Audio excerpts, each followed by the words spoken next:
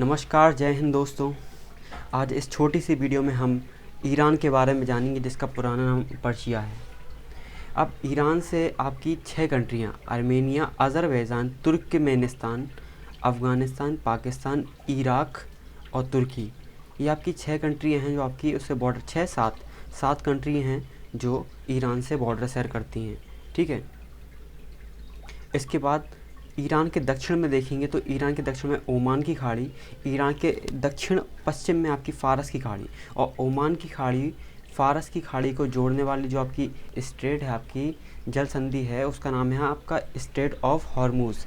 ठीक है, जो अभी ईरान अमेरिकी जो युद्ध हुआ था आपका, उसके चलते आपकी चौक कर दी गई थी, बंद कर दी गई थी। और ईरान के जस्ट उत्तर में आपका यानी कि नॉर्थ में कैस्पियन सागर है। ठीक है, ये कैस्पियन सागर वही है जो आपका अजरबैजान, आपका ऊपर रशिया और कजाकिस्तान वाली जैसी कंट्रियों से आपका टच होता।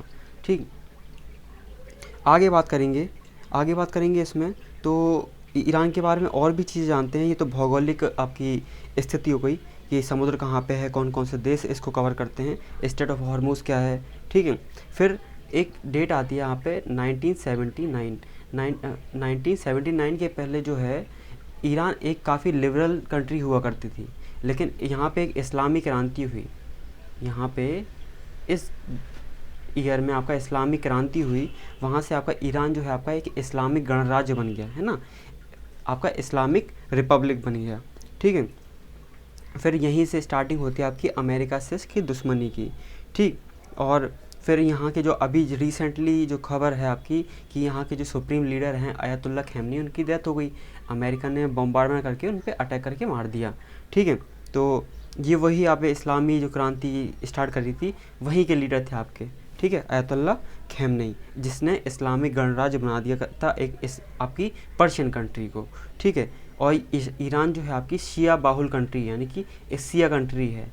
शिया मुस्लिम रहते हैं यहाँ पे अधिकतर। ठीक है, जो यहाँ पे कंट्रोल है ईरान पे वो शिया का है, जबकि जो सऊदी अरेबिया है आपकी वो सुन्नी कंट्री है।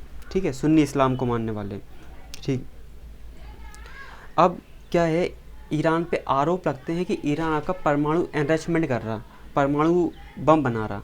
तो उसी के चक्कर में आपका ईरान वो अमेरिका कहता है कि हम पे खतरा है, अगर वो उसने परमाणु बम बना लिया तो वो अटैक करने के में जरा भी नहीं हिचकिचाएगा, है ना। इजराइल को खतरा है, तो इन दोनों ने आपका कंबाइन करके आपके ईरान पे अटैक करा। फिर आपके अगेंस्ट में ईरान ने भी यहाँ से अटैक करे आपके इजराइल पे, है ना, और उसके जो अमेरिका के जितने भी बेस हैं आपके गल्फ़ कंट्रीज़ में, वहाँ पे भी आपके ईरान ने अटैक करे। ठीक है, तो ईरान ने कई सारे आपके ईरान कह रहा मैं अमेरिका ने कई सारे प्रतिबंध भी लगाए इस पर। जैसे एक प्रतिबंध का नाम है आपका joint comprehension plan of action, है ना, JCPOA। ये जो है 2015 में आया था।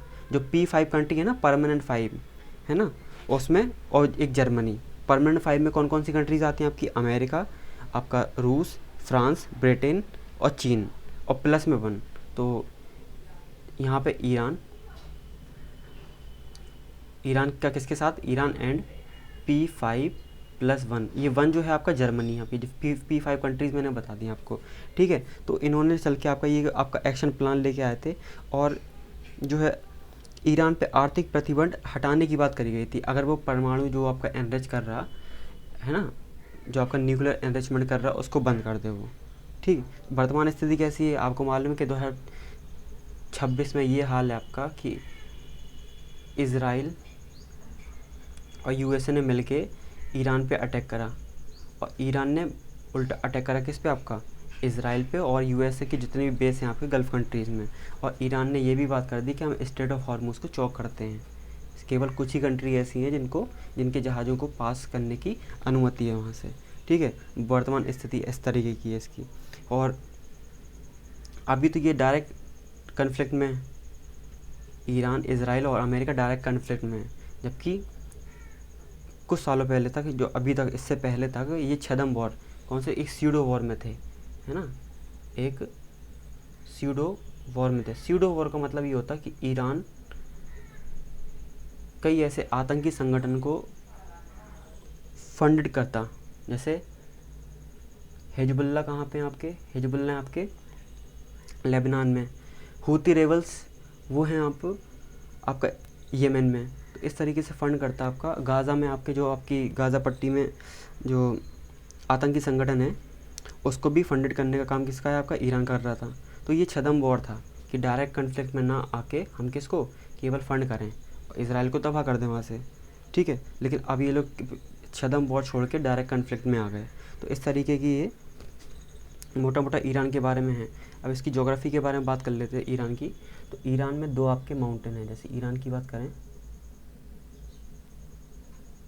तो यहाँ पे कैस्पियन सी लगा हुआ है, ये यहाँ पे फारस की खाड़ी, यहाँ पे आपका ओमान की खाड़ी, और यहाँ पे 2 माउंटेन है, एक जैग्रोस एक एल्ब्रुस। ये एल्ब्रुस है, ये जैग्रोस माउंटेन है।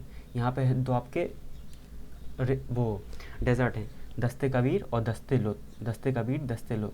यहाँ पे एक लेक है जिसका नाम है लेक उर्मिया। Lake Urmia. यहाँ पे ये एल्ब्रुस,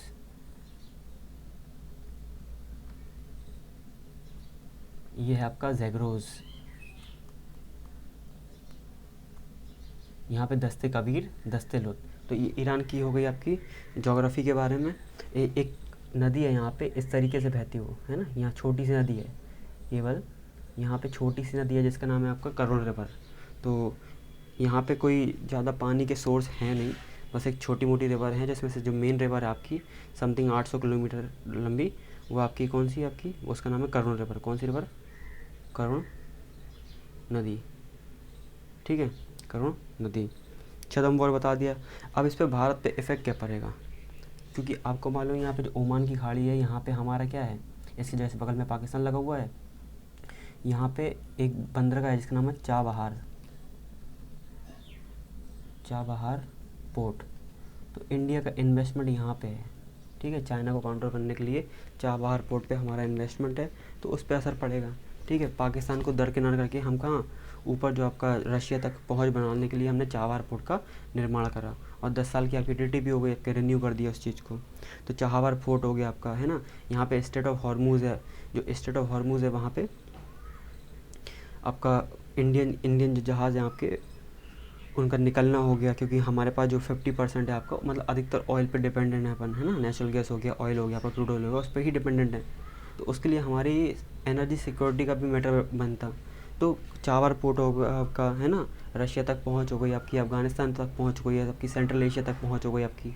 सेंट्रल एशिया में 5 कंट्रीज़ आती हैं आपकी, कजाकिस्तान, तजिकिस्तान, तुर्कमेनिस्तान और किर्गिस्तान, और तुर्कमेनिस्तान हो गया, कजाकिस्तान, ये 5 कंट्री ऐसे आती हैं, है ना।